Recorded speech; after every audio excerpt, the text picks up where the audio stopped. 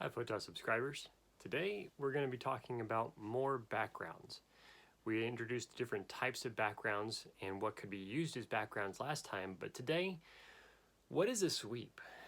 A sweep background, as we defined in our previous video, is something that is taller than your subject, travels all the way down to the floor, and creates, I'm going to draw you a side view over here.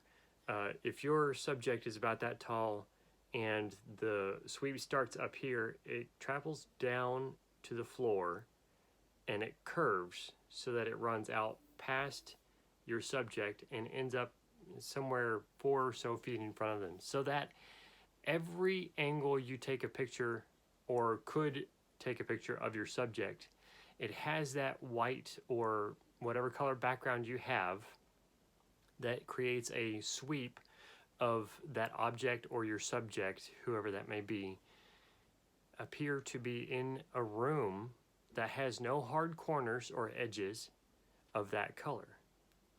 I shot a lot on white sweeps, and white is a color that creates enough light reflection. If you add your artificial light in the right places and the right intensity, that it's easy to knock out the subject off of that white background.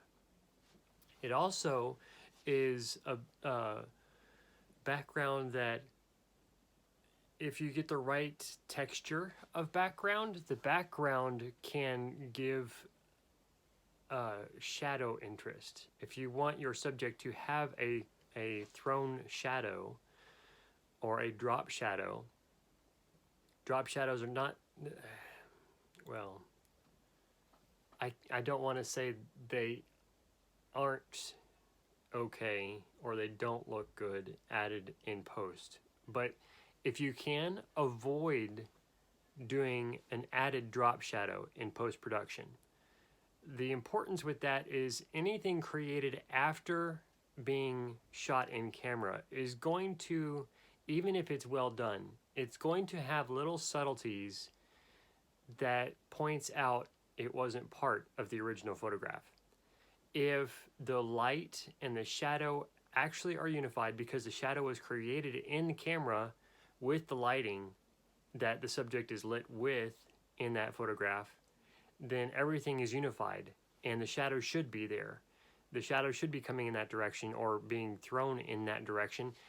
The light is indicating that it's from a certain direction, so the shadow should be thrown in that direction. The only way in which that would not look right is if the main light that's throwing the shadow is not also your key light lighting your subject, which would be very hard not to do, but I've seen it done before. It's strange. For instance, you would have say a key light from, in this picture here, the key light is over here. This is the main light lighting my face. Now I have a reflector down over here, right in the corner of your viewing area, throwing some light back up into the shadow of my eye and my face here. I don't have a outline light which would, kind of light the edges of my hair, partly because I have a white background.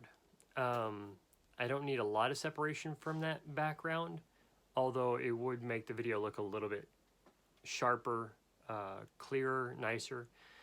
But the majority of my intention here is I worked hard to get that wrinkle leading to my face, and I worked hard to make sure that my reflector was actually bouncing up into my face and not around my face or to a side or anything else. The only thing that you might notice of the reflector is that it's so soft because it's receiving some of the light that's coming from the window and then bouncing back up into my face, is you won't notice that until I put my hand up here. And my hand is creating a type of flag blocking the reflected light from the reflector down over here. So the key light, you would expect to see a shadow with the window coming from this direction, kind of giving almost a lower Rembrandt lighting to my face, that you would kind of expect to see a shadow on the background right over here.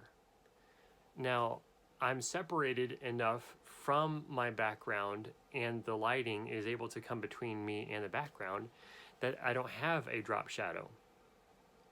I'm not going for a drop shadow, so that's why this is set up this way.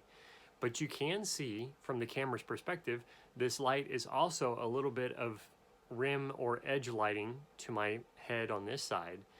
And I am placed in an area well enough that no rim lighting over here isn't that important because I'm against a brighter spot of the background.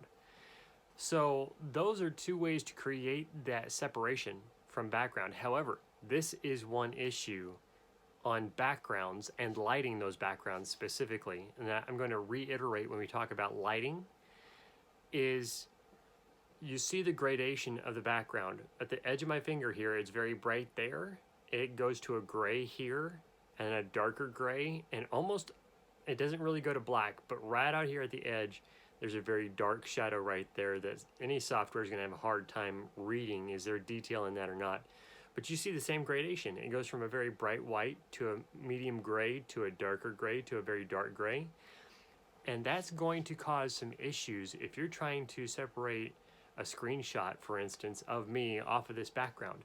Because my hair also has a similar gradation, even though it doesn't look similar, there are going to be places in my outline and the color gradation of the background that any software is going to go, oh, that's the same color. I'm going to go into the hair. It doesn't know it's the hair, but it would be going into my hair and it would start cutting out odd shapes of my hair because of the color difference or the color similarity. So drop shadows are nice when they actually occur in camera and not having to be added in post process.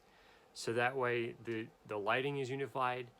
The shadow actually has the density it should have because of the intensity of the light, and you're not going to have these odd shapes that are forming into the outline of your subject when you have to separate it from the background, because your hair or rim lighting is exactly what it should have been. It's very easy for the software to read. The background sweep is exactly the same color, and it doesn't have any harsh lit areas that it has to figure out, is that the subject or is that the background? And it won't be something that you have to go in and edit your selection later. Our discussion on backgrounds and the sweep as a background is versatile. It takes a lot of material to create that background. One of the biggest, I guess you could call it, photography hacks that I've found is find some billboard company in your area and see if they will let you buy old canvases, old nylon canvases that they are storing in their warehouse, and ask them what the prices are. I think I've contacted almost 20 or 25 companies, and only one out of all those companies over the past 10, 15 years maybe has contacted me back. I don't know why these others aren't contacting me back, but one contacted me back, and for a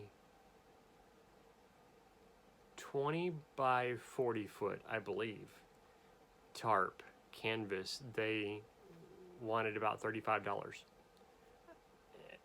Unless I misunderstood, that is a crazy good price, because you're going to be spending a couple hundred on background paper.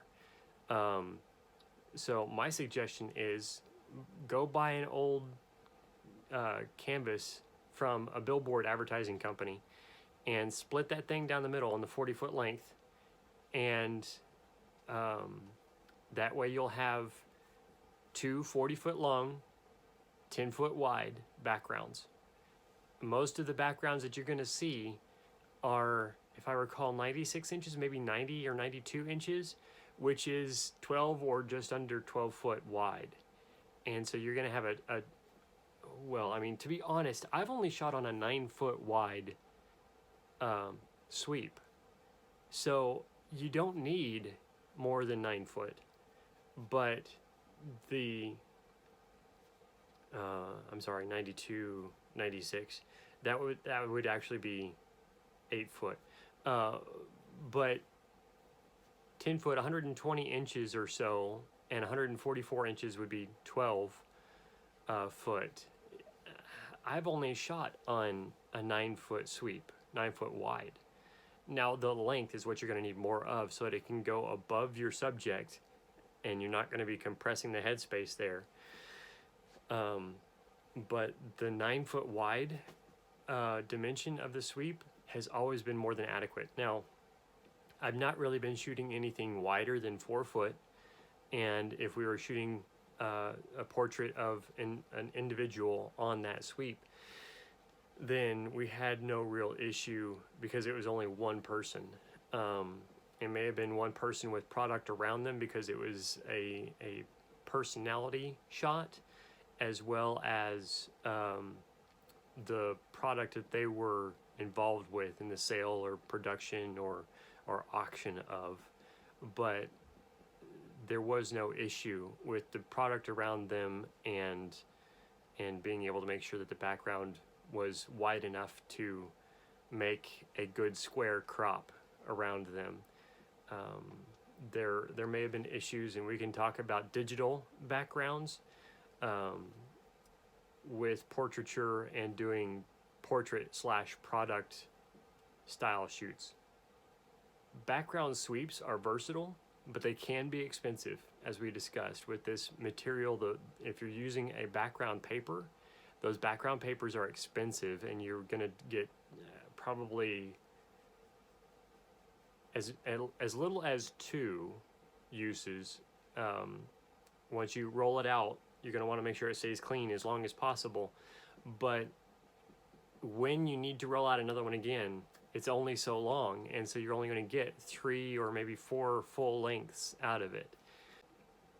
I've seen some sweeps that the studios will lay down tile board underneath the floor of where the subject is standing.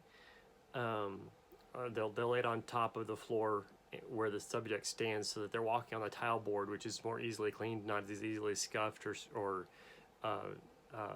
torn, rather than having the individual walk on the sweep paper. If you do that, that's an option, but you're going to want to make sure and do some test shoots of the background to make sure that you're not getting shadow from the edge of your tile board to your background or anything else. But that's all in how you light it as well. If you're happy with doing that, that's perfect. If you want to have a background sweep that's more durable, versatile, you can look at doing the billboard canvases and use those as your background, because they're not going to scrape as easily. Just some ideas for backgrounds for you. It's important to make sure that your backgrounds are clean and neat. Otherwise, the post-processing is going to be more and more difficult the longer it's being used. Thank you so much for watching. We will see you again soon. Please subscribe, like, and comment down below.